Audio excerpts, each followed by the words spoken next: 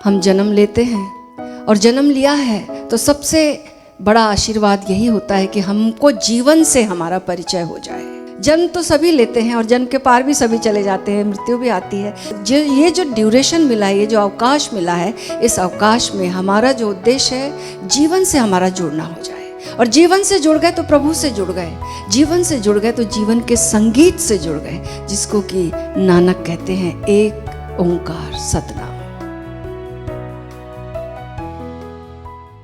वो 2 लाइनें कव्वाली की, सूफी कव्वाली नुसरत फतेह अली साहब की, कि दिल जिससे जिंदा है वो तमन्ना तुम ही तो हो। मुझे बस ओशो ही नज़र आए, ओशो ही याद आते। जब ये बजता मैं उनकी याद में डूब जाती, नाचती, आंसू बहते, आनंद मनाती।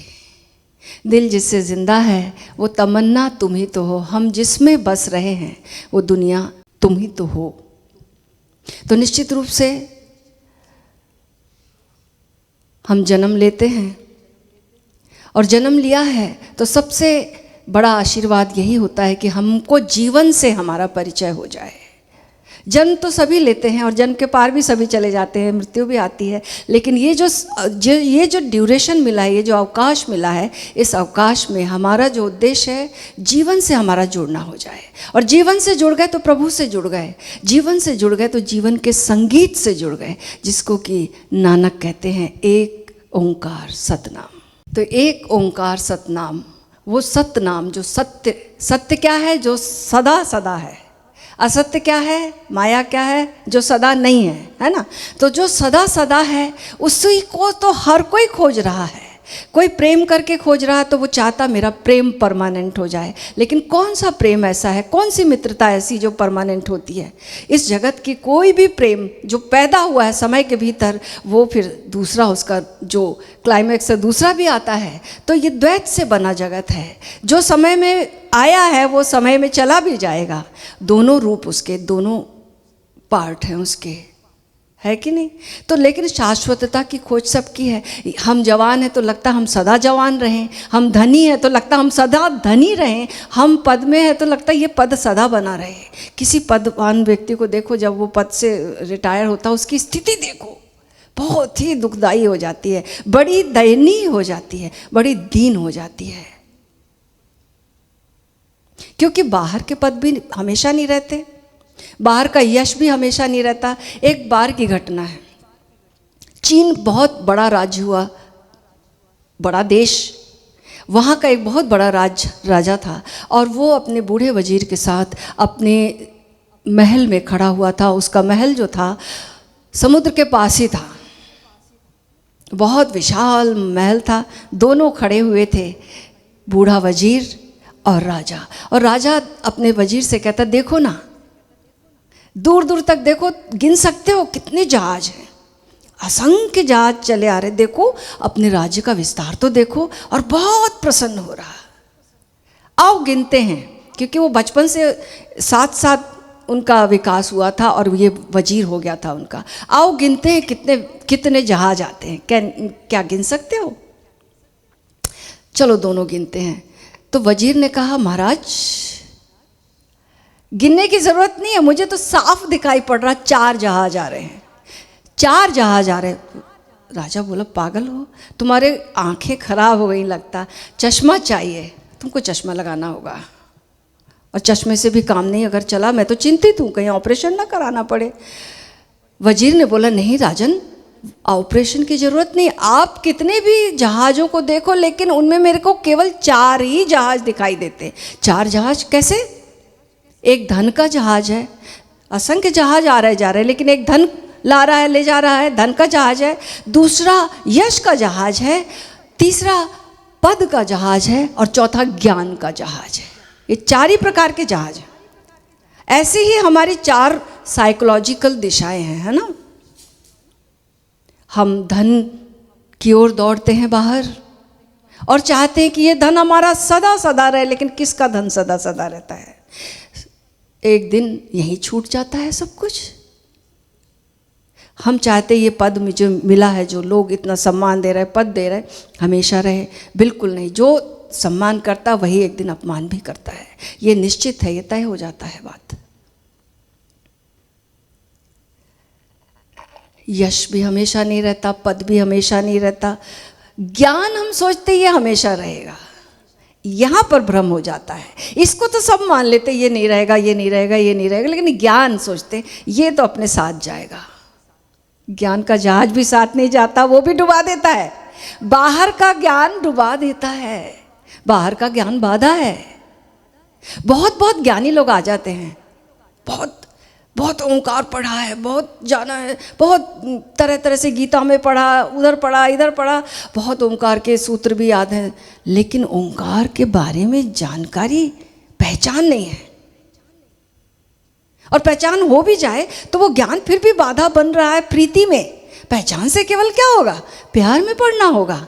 उसके साथ अगर एकता चाहिए, उसमें डूबना है, उसमें मिटना है, तो प्रेम में पढ़ना होगा। ओशो याद है, कल कह रहे थे, याद करो ओशो क्या कह रहे थे, प्रेम से सुनो, थोड़ा प्रेम।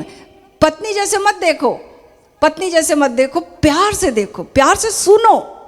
प्रीति, लविंग अवेयरनेस, ये रूपांतरण का तत्व है, लविंग अवेयरनेस।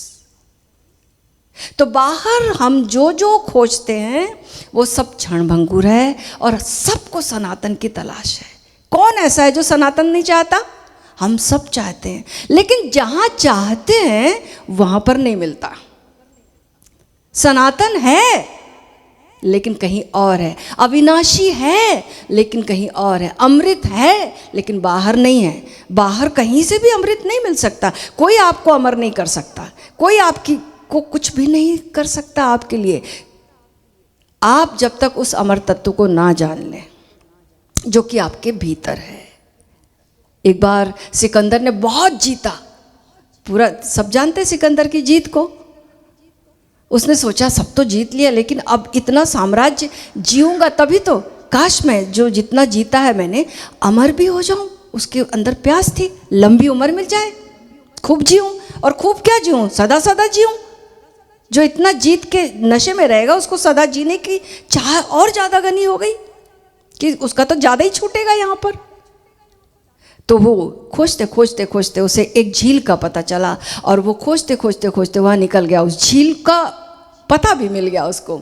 और वो जब जाता है पानी पीने के लिए, जैसे ही झुकता है तो कहते हैं कि एक कौवे ने बहुत जोर से आवाज़ दी, रुको। ठहर गया, थटक गया, डर गया। बूढ़ा कौवा एकदम बड़ा दुखी, परेशान, बेचैन, बोला रुको, पानी पीने पहले से रुको, मैंने भी इसका पानी पिया और अब मैं मर नहीं सकता। मेरे सब प्रियजन सब कोई चले गए, अब मैं अकेला बैठा बैठा सब उनकी मौतें देखा हूँ, और मैं वैसा क्या वैसा ही बैठा हुआ हूँ और मर भी नहीं सकता, आत्महत्या भी नहीं कर सकता क्योंकि मरना होएगा ही नहीं मेरा। और मैं बता दूँ इतनी बोरियत है इसमें, ऐसी ऊब है, ऐसी घबराहट है, ऐसी बेचैनी है।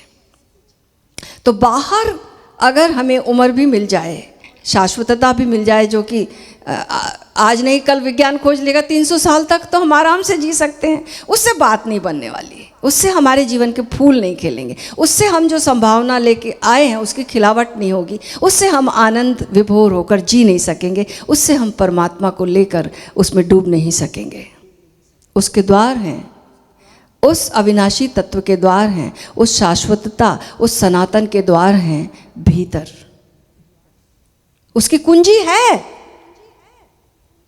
उस ताले की कुंजी है जो खुलता है, और फिर उस शाश्वतता और उस सनातन तत्व से हमारा जोड़ हो जाता है, हमारा प्रेम हो जाता है और हम उससे एक हो जाते हैं। लेकिन वो कुंजी तो मिलती है, लेकिन ताला उसका भीतर की ओर मुड़ने से खोलना पड़ेगा, उससे पहले नहीं खुल सकता।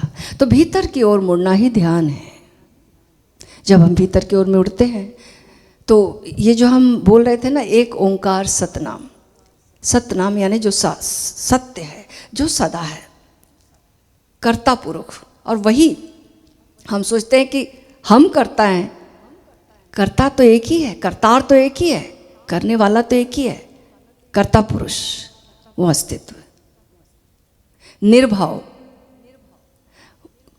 वो निर्भाव है, वहाँ डर नहीं है। क्यों? क्योंकि अमरता, शाश्वतता, सनातन है, वहाँ भय नहीं है। निर्भव, निर्भैर, वहाँ बैर नहीं है, क्योंकि जहाँ भय होगा वहीं बैर होगी। भैया हमारा कोई छीन लेगा, इसलिए तो बैर है।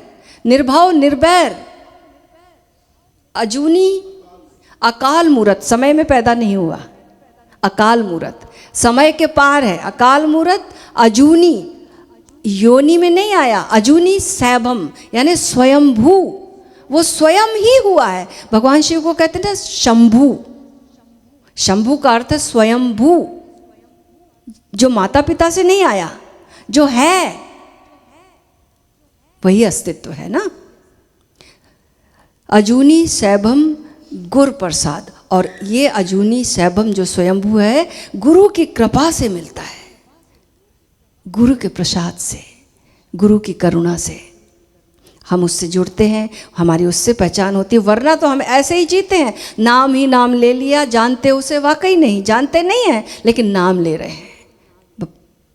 लेते हैं ना सब नाम, राम राम भी कहते, कृष्ण कृष्ण भी कहते, भाव विभोर भी होते हैं, बहुत कुछ कहते हैं, शिव शिव भी कहते हैं, शिव का जाप भी करते, राम का जाप भी करते, कृष्ण का जाप भी करते, सब कुछ करते, नाम ही नाम ले लिया, जानते उसे वाकई नहीं। और जिसको जानते नहीं उसका क्या नाम लोगे? जिसको जानते नहीं उसका कैसे नाम लोगे? कितने प्यार से लोगे, कितने ध्यान से लोगे? सब मैकेनिकल हो जाएगा।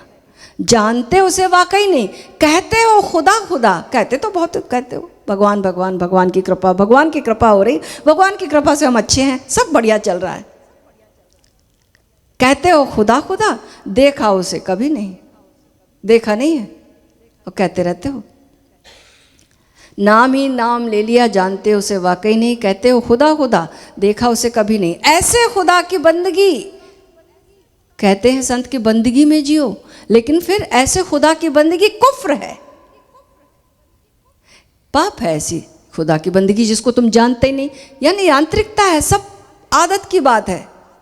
आदमी बहुत लोग हैं जो बड़े आदतों में जीते, इतने इतने उपवास करते, इतने इतने, सब आदत की बात है, बात बनने वाली नहीं है। जानते उसे वाकई नहीं, कहते हो खुदा खुदा, देखा उसे कभी नहीं। ऐसे खुदा की बंदगी कुफ्र है, बंदगी नहीं। और खाली जो गुजरे एक नफस, एक भी घड़ी, एक भी पल जब खाली जाता उसकी याद के बिना, मौत है, जिंदगी नहीं।